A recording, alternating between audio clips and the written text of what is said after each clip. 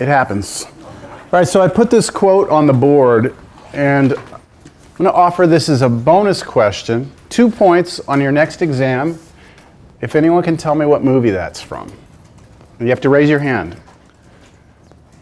On a long enough, now it might not be word for word, and you're not allowed to search it on your phone right now, okay? On a long enough timeline, the survival rate for everything drops to 0. Anyone? The Land Before Time. The Land Before Time? I watched that the other day with my daughter. No, I'll give you a hint, but let's try and understand what it's saying. Do you all know what a timeline is, right? Okay, so this is saying like everybody dies. Does everyone kind of read it the same way? Everyone dies. So if you were to create a graph, and this is time, and this y-axis represented like the probability that you're still alive. Let's say that the number 1 would represent like 100% chance that you're alive. All right? Then as time goes on, the chances that a human being is still living after a certain amount of time starts to drop to 0. Would you all agree with that general model? I mean, it would look something like this as time goes on. So like if I put here, maybe I put here like 50, and let's say this is in years. Okay? The probability that you're going to live to be 50 is pretty good, right? The average lifespan of humans, at least Americans, is pretty good. 50 years old. You feel good about that? How about you think you're going to make it to 75? Yeah? Less of a chance. I'm hoping I'll make it to 78. That's my goal. I think anything after 78, quality of life starts to drop off. So I think 78 is like the prime number. Once you get there, you know what I'm saying. All right. So, all right, let me get this out of here. How about we move this out a little further to 100? What do you think the probability is that you'll make it to 100? Not too good? Now we can start talking about men versus women, right? Because women usually have a longer lifespan than men. All right. So, but there's a chance, right? There's a chance you make it to 100? Yes. Slim, but maybe. All right, so what about this? What about 125? Think you'll make it to 125? No? So what do you think the probability is that you'll make it to 125? On average, not on average, but like when you talk about humans, has anyone lived to 125? I don't know what the world record is. I think the world record is like 140 something. 140 something? I'm gonna Google it. Go ahead, Google it. I was like, Oh, just put in there something like oldest person ever or something like that. Let me move this timeline out a little bit further. How about we move it out to 200? So what should I do with this graph here?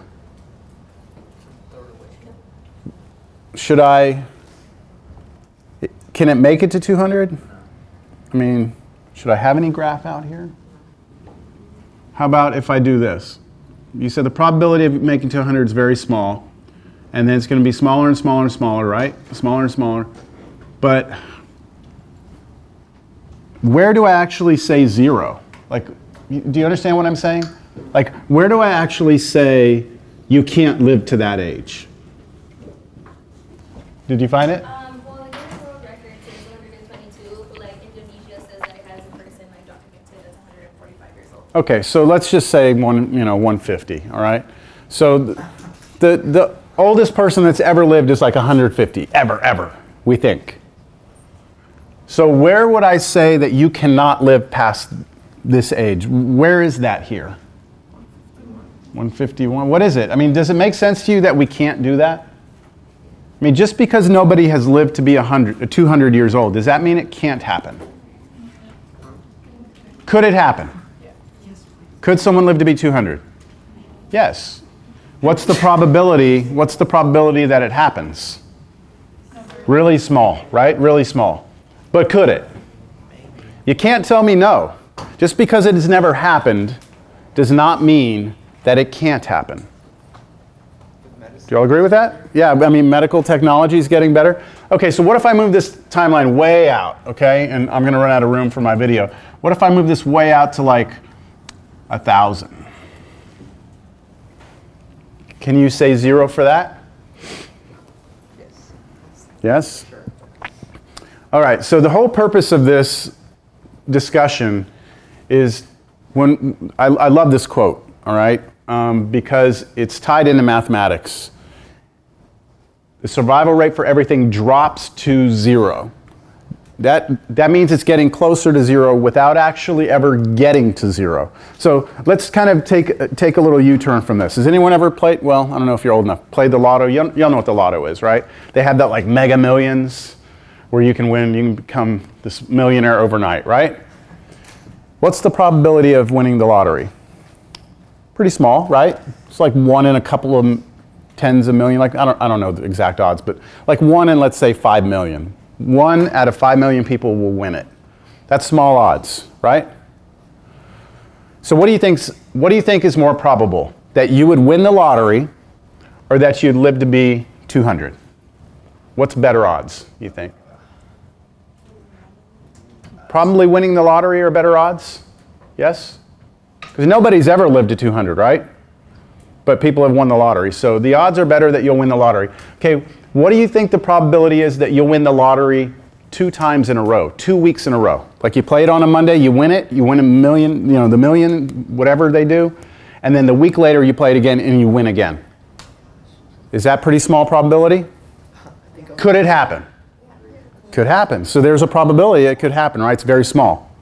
What's the probability that you win the lottery every week for a year? Could it happen? Yes. Yes. What's the probability?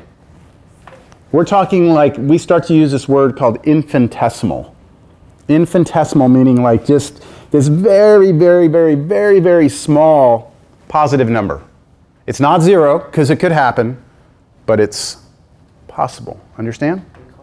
Infinitesimal. So when we're going out here and we're looking back on this timeline, the probability that you're going to live to be 50 is pretty good. 75 drops off. 100, well, some of us will make it. And then once we start getting out here, now we're talking about winning the lottery every week for a year, right? What if I move this out to 1,000,000 years? What's the probability that you would win? What's the probability you live to be 1,000,000 years old? Well, that would probably be like winning the lottery every day of your life and being struck by lightning every day of your life and surviving. Could it happen? No. Could you win the lottery every day of your life if you played it? Could you? No? Why not? Could it happen? You can't tell me it couldn't. You can't tell me it couldn't because it could. You could actually win the lottery and then the next day win again. Now the probability that it will happen is infinitesimal, but you can't say no. And that's what this is all about. In mathematics, in real life, we have things that happen where the probabilities drop, but they don't actually get to 0, ever. And that's what this model is. So, last offer, 2 points on your next exam if you can name the movie this comes from. Anyone know?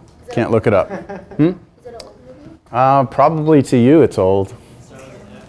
Does it start with a what? An F? No. I don't think so. Hold on. What's the name of it? Oh, yeah. No, it does. Yes. You think you know it? You searched it? Oh, well. Thank you for your honesty. Brad Pitt?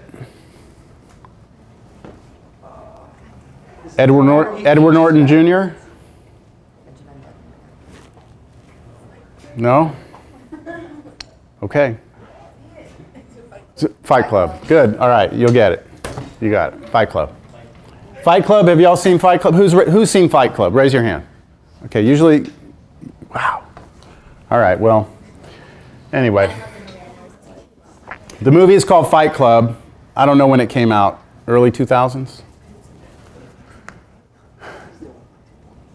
So, do you get the idea that in the real world, we have these things that happen where we want to have a function that behaves this way, where it gets closer, let's say, to the x-axis without actually getting there? That it would be useful in the real world to have a model that does that. If you look back at all the functions we've studied, what are the functions we've looked at? What's the first function we looked at? That we drew, that we can draw? A line. A line. Okay, does that look like a line to you? No? It's not straight line, 2 dots, straight line. That's not a straight line, right? What was the next one? Parabola. Does that look like a parabola to you? No, parabolas, you know, there's a parabola, here's a line. Parabolas go up forever on both sides or down forever. They don't do that. What was the next thing? What's that? Well, yeah, that's what the parabola was. The parabola was the quadratic, right? So then after that, polynomial. The polynomials look like roller coasters, didn't they? You do something like this, or different variations. The left and right sides would go up or down though, right? Does this left and right side go up or down? Well, the left side looks like it goes up, right? But the right side, does it go down forever? No. It's getting stopped by that x-axis. Understand? So we need a function that will model this sort of behavior, and these don't do it. And this is my introduction to today's type of function, which is called a rational function. And a rational function will be able to do this. It can look like this, which is why they're useful. Okay? Let me make sure I've got this on, yeah. Remind me about your 2 points. All right? Fight Club. You haven't seen the movie? Or you have? You have seen the movie? Okay.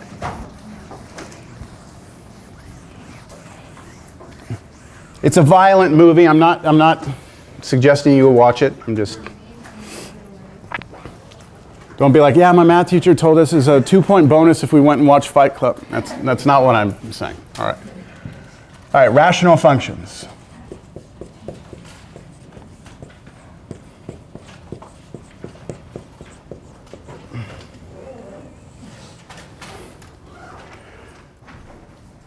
So here's what a rational function looks like. And what I mean by that is, remember, like, this is a... You're not sure? This is what a line looked like, mx plus b. Here's what a parabola looked like. Does this look familiar?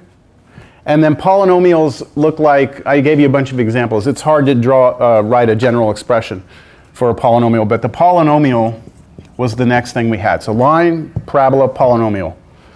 A rational function is going to be a polynomial divided by a polynomial. That's what a rational function is. So you take one of these and you divide it by another one of those. You create a fraction out of 2 polynomials, and that creates a rational function.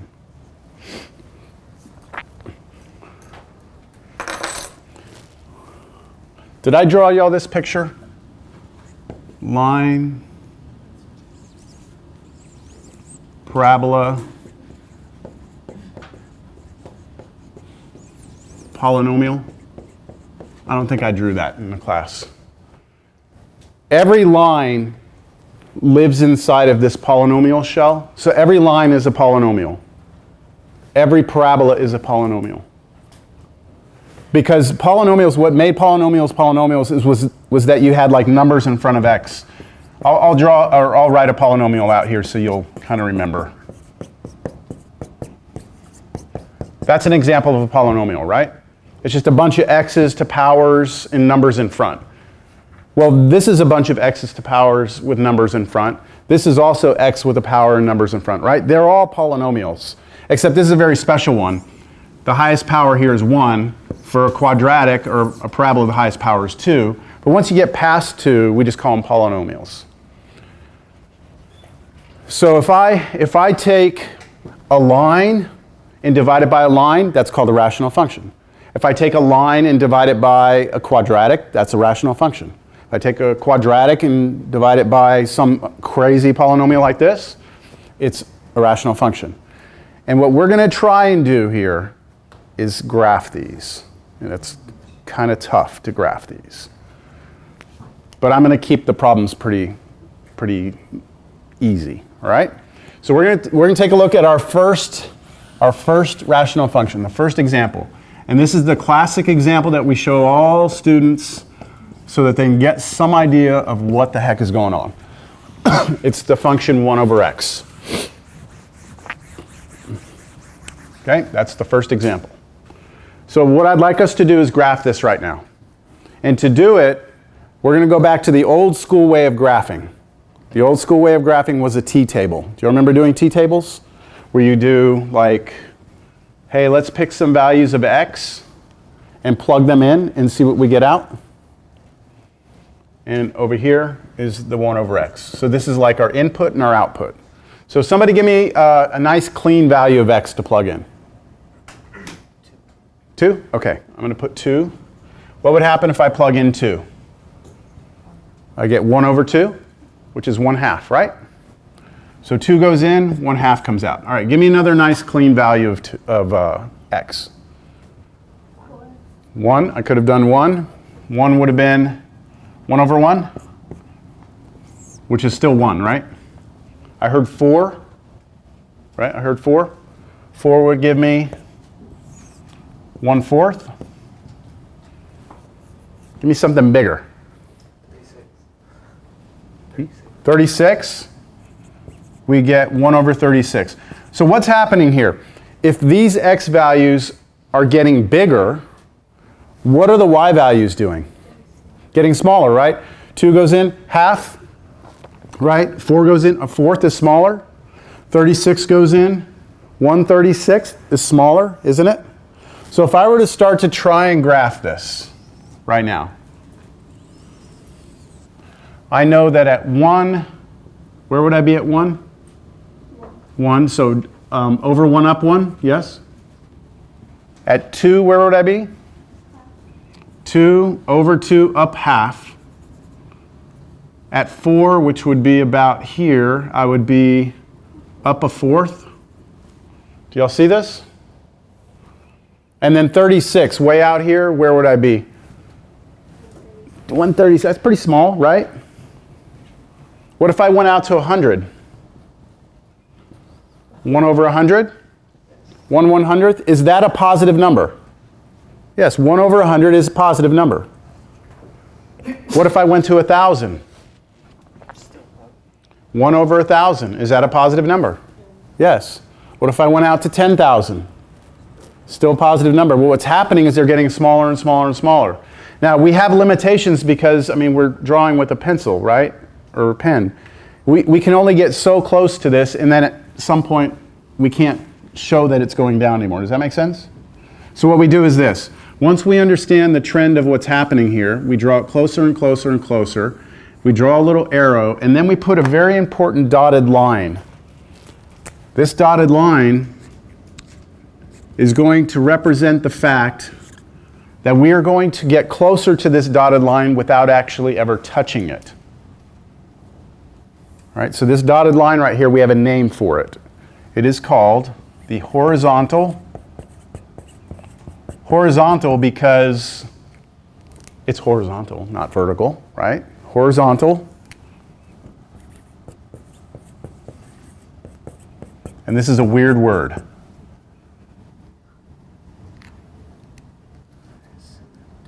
Asymptote. Asymptote. Asymptote. It's hard. If you try and pronounce each letter, it's hard to say. So just do it real fast and no one will know. Just say asymptote. It's a horizontal asymptote. So this horizontal asymptote lets you know, lets everyone looking at this know, that the trend of this graph is to get closer and closer to this dotted line without ever getting there. And doesn't that look like that survival thing I was talking about? On a long enough timeline, the survival rate for everything drops to 0. This is dropping to 0, right? It's getting closer and closer and closer to 0, but it's never getting there. No matter how far you go out on this, right? Okay. This is kind of funny. I had the hardest problem with the stupidest things growing up. I don't know why, it's weird. I could never remember horizontal and vertical. Like which was which. So how should you remember horizontal? Horizontal, the H has a line that goes horizontally. I never heard it that way. The H has a line that goes across? Huh. Horizon, right? The horizon. I knew that, but I never put it together. I was like, oh, duh. Horizon, horizontal. It seems kind of dumb that I didn't know that, right? Here's another one I didn't know, and this always shocks people. I didn't know the order of the months. Okay, I knew all the months, but I didn't know them in order until I was a junior in high school. Is that weird or what? Yes. That's really weird, right? I think I have an answer as to why it was like that. Because I had a really good childhood. And I didn't care about what day or what month it was. The only thing I knew is that, you know, in August, it was my birthday. And that's all. I didn't care. Like when it came, I was happy. But it's weird the way the human brain works. But all right, let's continue. What else? This is part of the graph. This is not the whole thing. How about some negative numbers? What would happen if I change these to negatives? If I change that to a -2, what would happen? Negative here would just make that negative, right? -1, that would be negative, wouldn't it? So if I change these to negatives, it just changes all the answers to negatives, doesn't it? Understand? So let's try and graph those points. At -1, where would I be? -1, I'd be down at -1. Where would I be at -2? -1/2, which would mean to the left 2, down 1/2. Understand?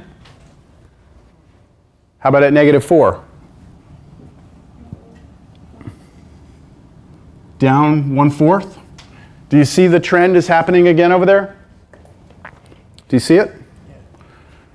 So it's going to look like this. It's going to approach this and do that. Okay? Any questions there? So do you notice the horizontal asymptote? Over here, it's the same as over there, right? It's the x-axis. All right. There's still some stuff in here we haven't talked about. There's that middle piece of the graph that we haven't addressed. So how could I get some points in here? Nobody has told me to plug in 0, and I'm wondering why no one's picked 0. If I were doing that t-table over there, try and plug in 0, what happens? 1 divided by 0 in division by 0 is not allowed. Which means this is the first time this has happened. This has not happened with a line or a parabola or a polynomial, right? It's never happened before that we've had division by 0 in a function. This can't be done. It's undefined.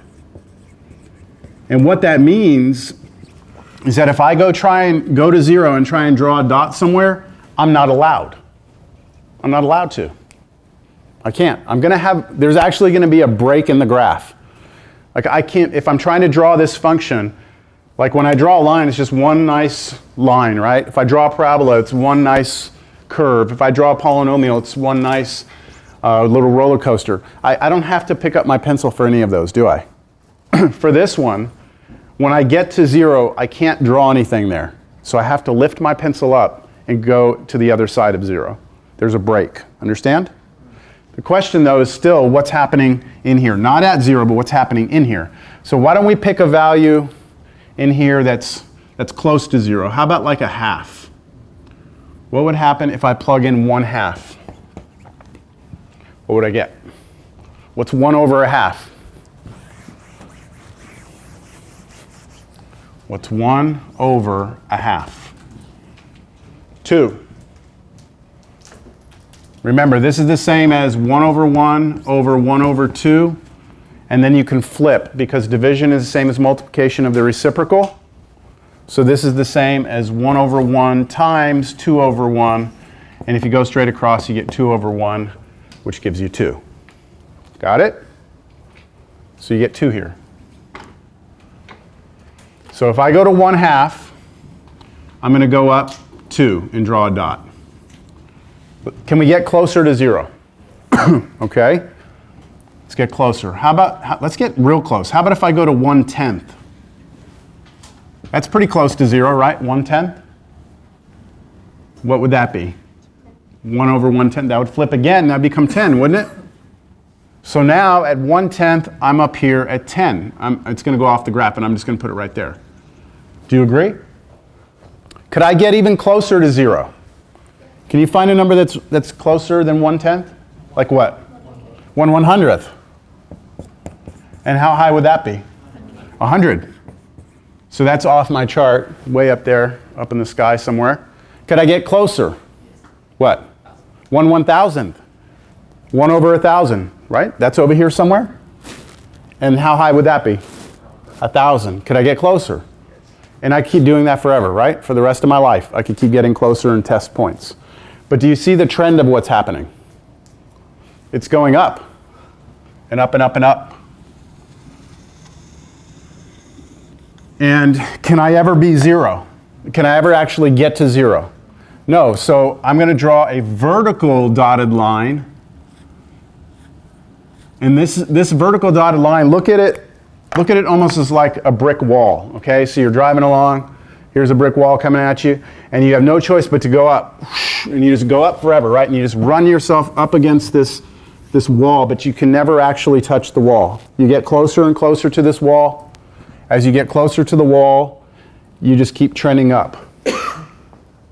Right? Y'all see it? What do you think we call that? A vertical asymptote.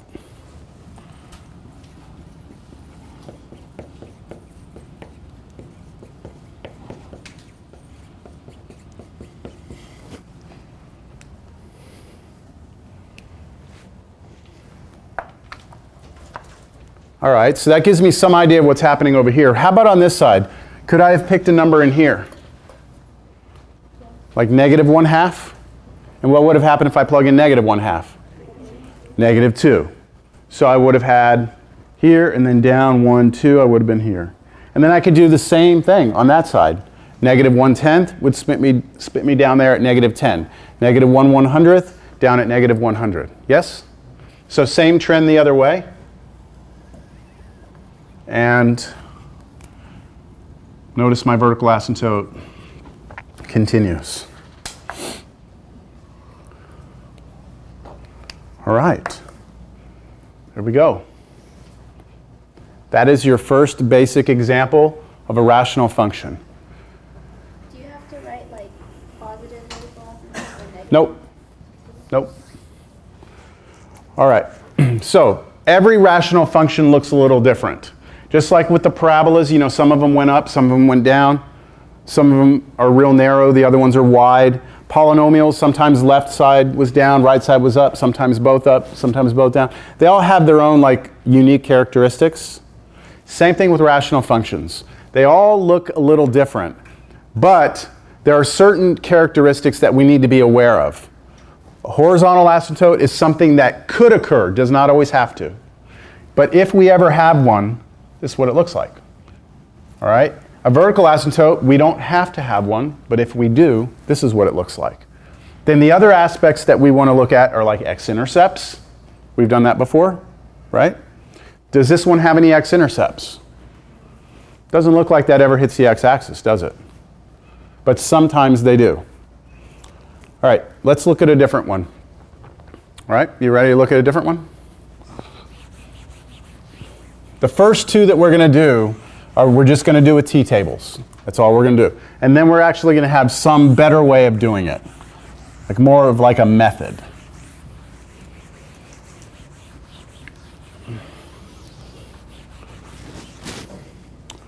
Let's change it up a little bit. Let's do f of x is x minus 2 over x plus 3. Right. Is that a rational function? Yes. It's a polynomial divided by a polynomial. The numerator is a line, isn't it? X minus 2, that's a line. And this is a line. So we're dividing a line by a line. And it's going to create something. We're going to take a look at what it looks like. Can anybody, just by looking at that right now, tell me where we might have a major problem?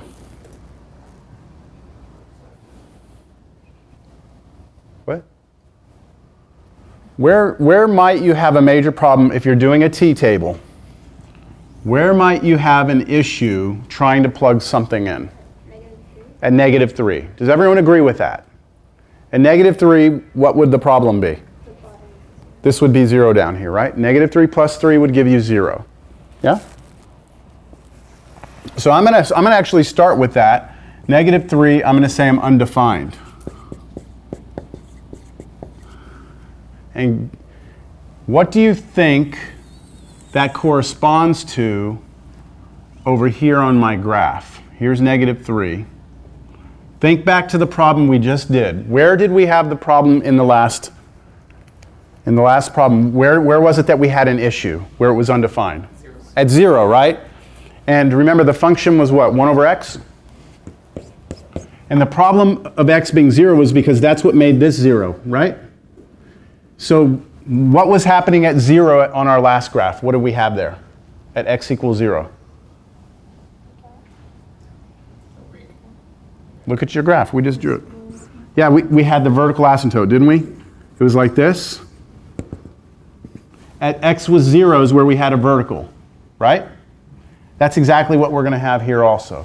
At -3, I'm going to start the problem out by just realizing I cannot have anything there.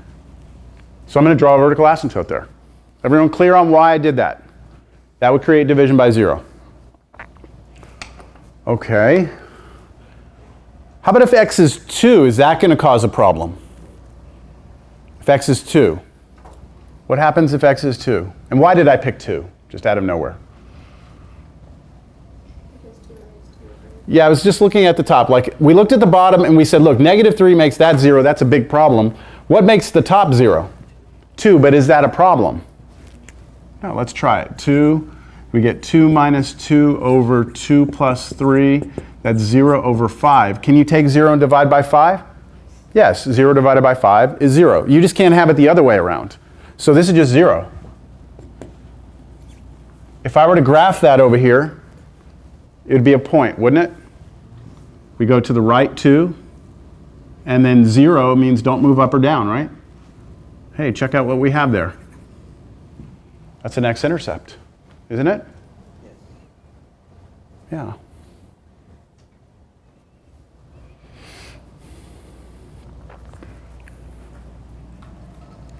So the X-intercept actually occurred by trying to turn the top to 0, right? What I'm trying to lead you into here is a method of how we're going to graph these. So please understand, the first thing I kind of did was I looked at what would make the bottom 0. We said -3, right? We drew a vertical. Then I said, what will make the top 0? 2, and I drew an X-intercept. Got it? Does this have a horizontal asymptote? That's a harder question to answer. Much harder. So let's try some things. Let's just plug in some other numbers to get a feel for what's happening. So go ahead, you give me a number. -2? Okay, -2. Let's see what's happening at -2. At -2, we plug in -2 up there. We get -2 minus 2 over -2 plus 3. What would that give you? -4 over 1, which is -4. So at -2, which is right here, this thing is at -4. 1, 2, 3, 4. Down here, like that. With me? Let's try some big X values. Let's start going out this way to see what's happening on the right side of this. So someone give me a X value out here, but something I can graph. Don't give me 100 because I can't put it on here. I'm willing to go that far. So 10? Yeah, I want to go with 10? Let's just say 10 is somewhere around here. That good? That okay? What would happen if we plug 10 into this? What would we get? You get 10, 8 on top, and then 13 on the bottom. Okay, someone on their calculator, what's 8 divided by 13 as a decimal?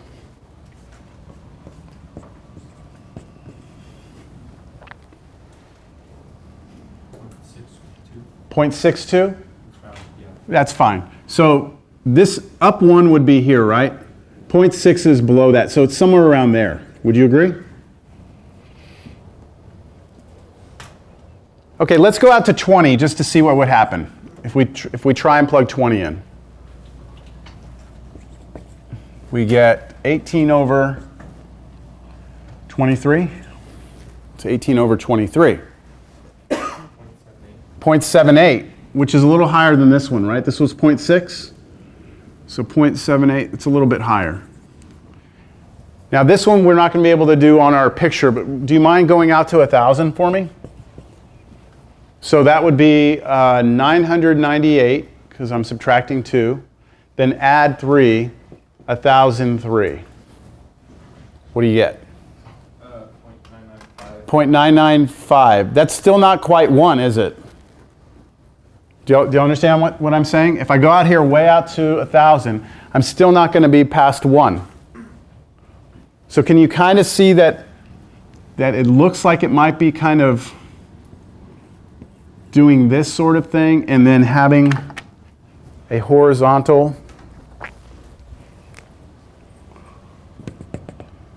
That's supposed to be at 1. So if you follow 1 straight across, out there. Do y'all kind of see that?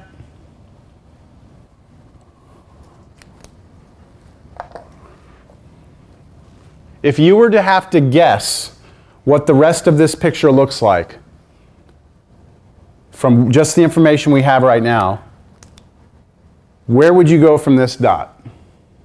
Probably to this dot, right? And from this dot, where would you go? Down to this dot. And then from that dot, what would you have to do? What's your instinct tell you? Keep going down, right? Because you cannot pass through this wall. That's like me trying to walk through that wall. Here's the wall coming towards it. I've got to go either up or I've got to go down, right? Doesn't this already look like it's headed down?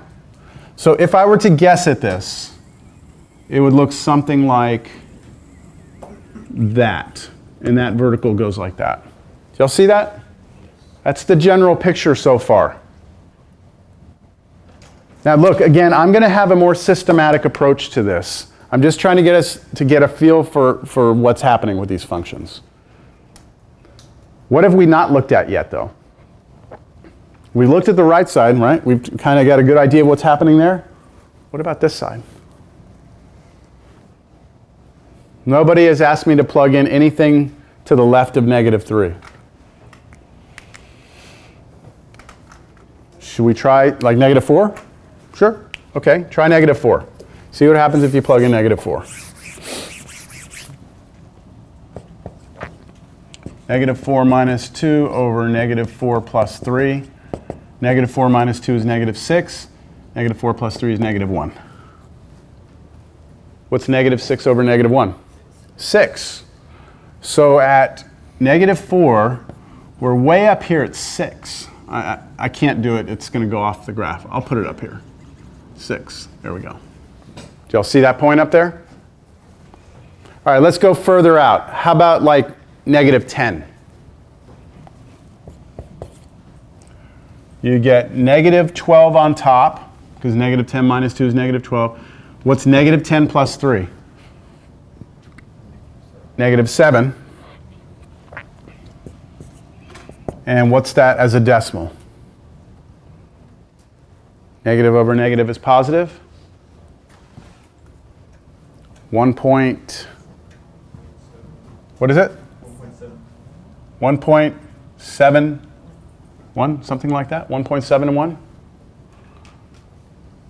So at -10, which is probably around right here, we're at 1.7, we're right about there. I'm just ballparking this, okay? I'm not being exact. Right there? Okay, let's go real far out. Let's go to -100. Let's see what we'd be at. I'm not going to be able to put it on my graph. What do you think, from the picture that we have so far, what do you think is going to happen on that end? You think it's going to be the same as this on that side? See, this was happening, it looked like this one was getting closer to 1, right? Let's see, if we go that way, let's see what it does. And I tried negative 100. You should get negative 102 over negative 97. What do you get? Anyone do that?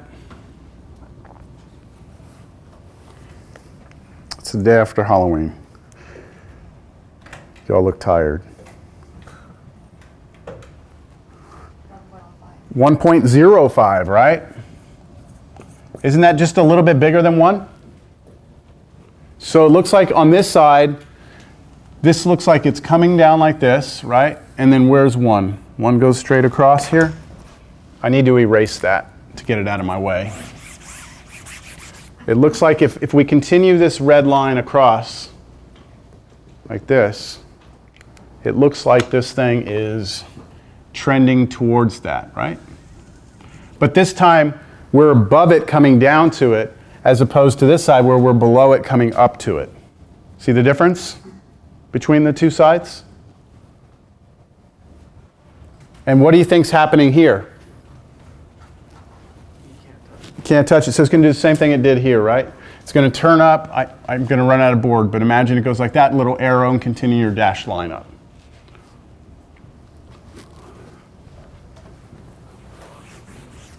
So at the end of the day, this thing looks like this. Negative 3, we have a vertical asymptote. At 2, we have an X-intercept. And then at 1, we have this dotted line. So it goes like this. It goes like that, cuts down like this, and then over here, it goes like this. That's what that graph looks like. Okay?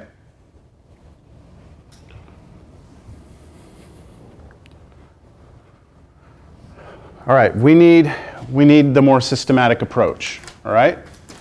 I think everyone needs the more like process-oriented way of doing this. T-tables and points, that just, it's not efficient. So I'm gonna give you some steps or a procedure now.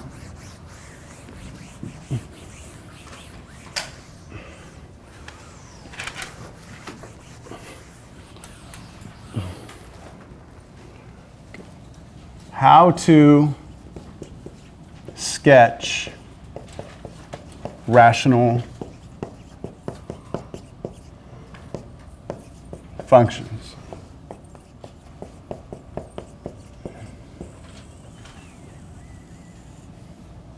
First,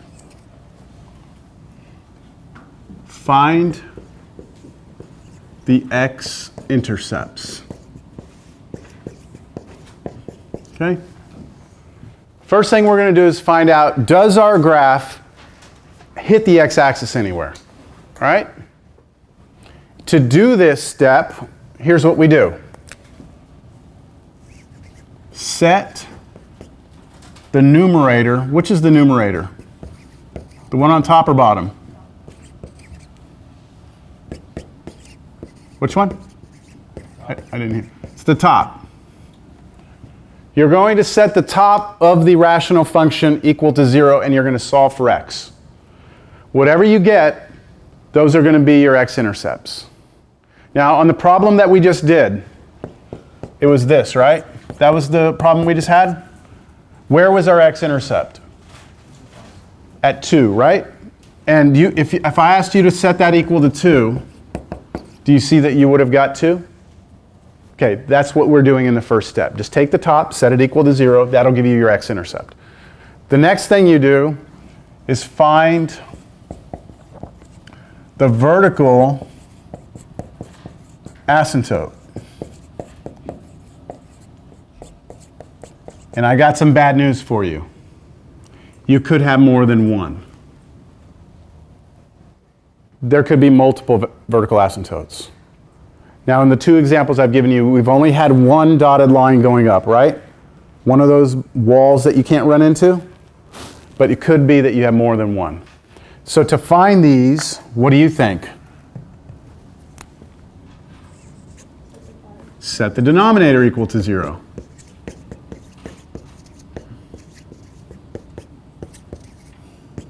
And solve.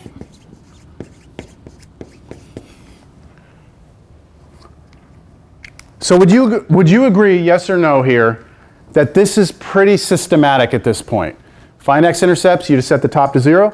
Find vertical asymptote, set the bottom to 0. That's pretty straightforward, right?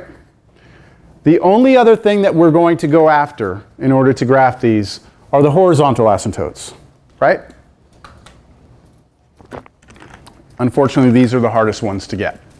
Most confusing. Not hardest, but they're the most confusing. So the third step, find horizontal asymptote. And the good news is there's only ever going to be one. Okay? You can't have multiple horizontal asymptotes. And to do this,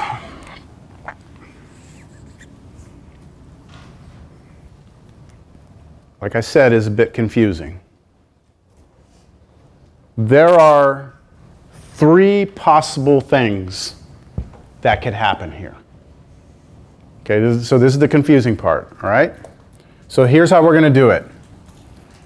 You're going to compare the degree of the numerator. Can I just say top? Is that okay? If I say top? Is that better for you if I say top? Okay. Degree of top versus degree of the bottom. What do I mean by degree? Like temperature? Is that what I'm talking about? What am I talking about? The power, right? So look at this x plus, it was x minus 2 over x plus 3, right?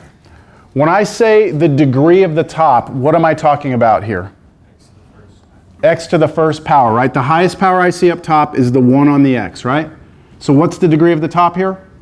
1. What's the degree of the bottom? 1. Do you see I can take those two numbers and compare them? Right? 1 versus 1. In this case, those two numbers would be equal, wouldn't they?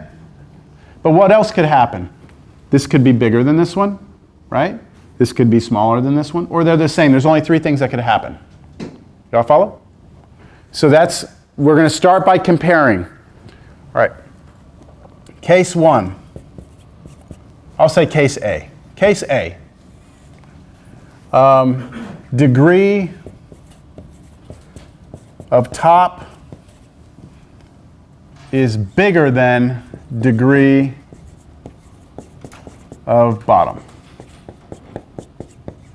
What happens in this case? I'm going to tell you what happens, all right? If the top degree is bigger than the bottom degree, you have no horizontal asymptotes.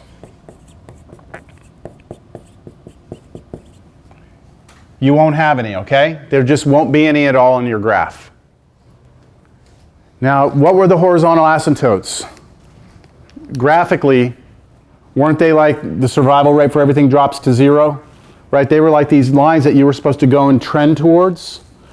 This is saying that if the degree of the top, I'm missing my M in here. If the degree of the top is bigger than the degree of the bottom, you're not going to have that flattening out at the ends. It's not going to happen. Which means it's going to behave like a polynomial. So I'm going to write it this way. The left side's going to go up, or it could go down. We actually are going to have to figure this out. We don't know. And the right side is going to go up, or it could possibly go down.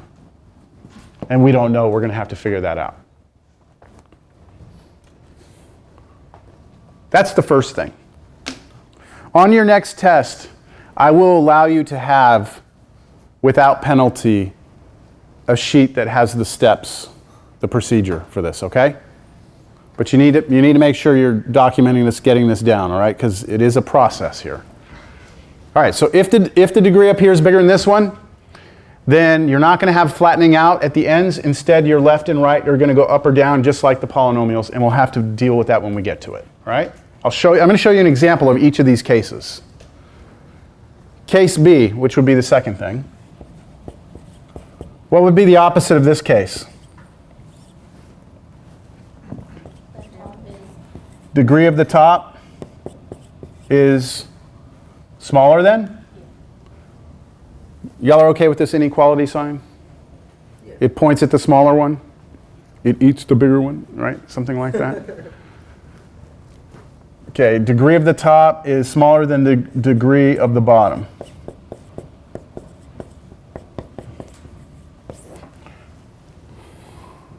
If this happens, that's actually, that case right there is the first example I gave you, 1 over x. What's the degree of the bottom? What's the degree of the bottom here? Because it's easier to see. 1. If there are no x's up here, the degree is 0. If there aren't any x's, it's 0. So the degree of the top is smaller than bottom, right? In this case, it's good news. The x-axis is your horizontal asymptote. And if you look back at this picture that I gave you of 1 over x, do you remember it looked like this?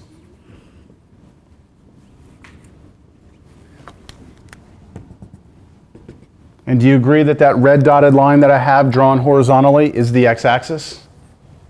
Yeah? Okay, that's because this is what would have happened for us. Got it? And that only leaves one more case. What case would that be? Either the degree of the top is bigger than the bottom, or the degree of the top is smaller than the bottom, but there's one more thing. What if they're the same? Case C, degree of the top is equal.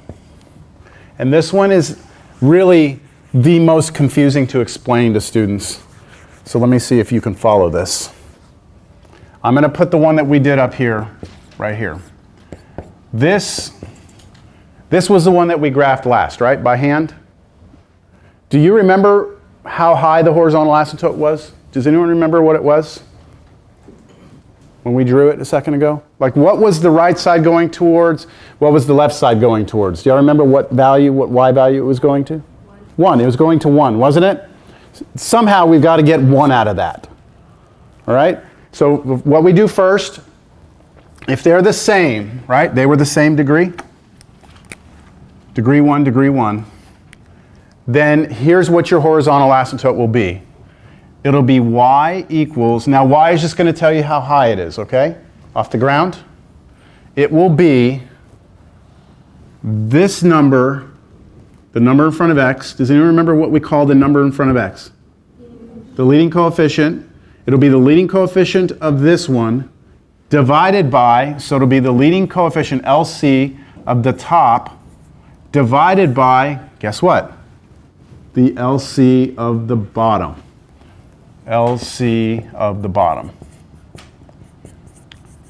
So look, do you see that if I took this blue one and divided by 1, I would get 1? And that's how high that one was. And that's how it'll always work. Okay. There's 2 more steps. Okay, 2 more steps. We good so far, though? I'm just giving you a process. I have to walk you through these. And we'll spend today and we'll spend next class doing these, all right? So just, we're going slow here. No questions? Step 4. Step 4 is a critical step because what we're going to do is we're going to take all of this wonderful information that we've gathered and we're going to put it on a graph. We're going to actually start the graph right now for step 4. So step 4 is to plot all the info, so all the information from steps 1 through 3. So we're going to go and draw a graph. We're going to put our x-intercepts down on the graph. We're going to put our vertical asymptotes, we're going to draw them, we're going to draw our horizontal asymptotes, and we're going to have a pretty good idea of what it looks like just from that. But we're going to have one additional step after that, once we have all the information. We're going to plot some test points.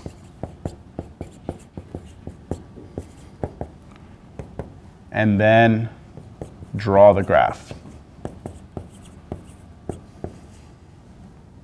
Now, I'll explain what I mean by test points when we get to them, all right?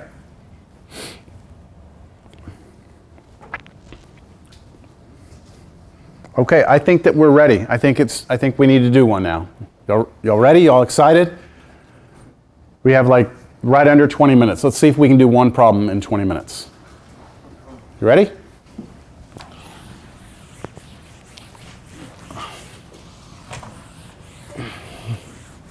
Y'all ready for this semester to be over yet? Yes. Oh, okay.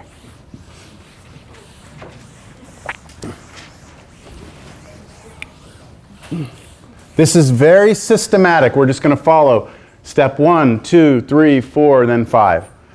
Here comes the function. I'm going to make this one up. All right, so I want us to sketch f of x equals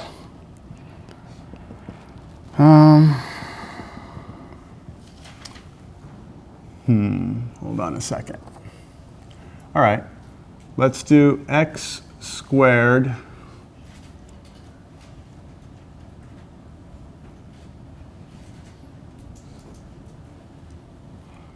minus 6x over x squared minus 9.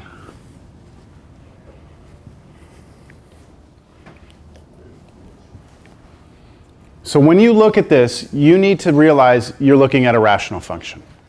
Because you need to know what steps to follow, right? This is not a polynomial. This is not a quadratic. This is not a line. So what's step 1?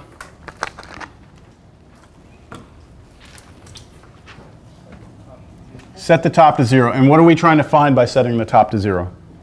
X-intercepts. So everyone do that. Take a second. Set the top to 0. I'll give you about 1 minute to figure out what the x-intercepts are.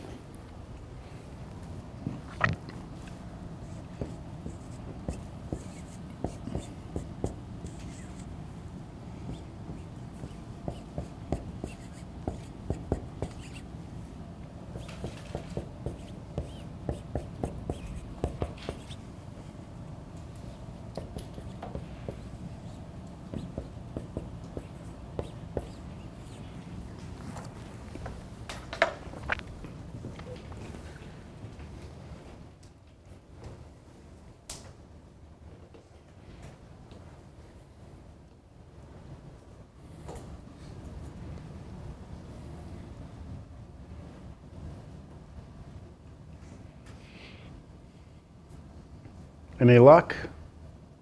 You don't understand what you're supposed to do there? Take the top, right? Take the top, write it down, set it equal to 0. This turns out to be a quadratic. Now, this is something you've been tested on already, right? How do you solve this quadratic equation? Well, you could go and try to use a quadratic formula, but this one works a lot better if you do GCF. How did I know to do GCF here instead of quadratic formula?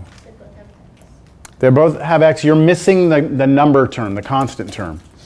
So we pull an x out of both, set each of those factors equal to 0, and we get our 2 answers. Fair enough? Okay. I would just like to ask you, before we actually go to the next step, what are these? What are these on my picture? They're x-intercepts, right? These are points. These are points that live on my x-axis, right? I'm gonna just illustrate that. I want to make sure we're all clear. These are points on the x-axis.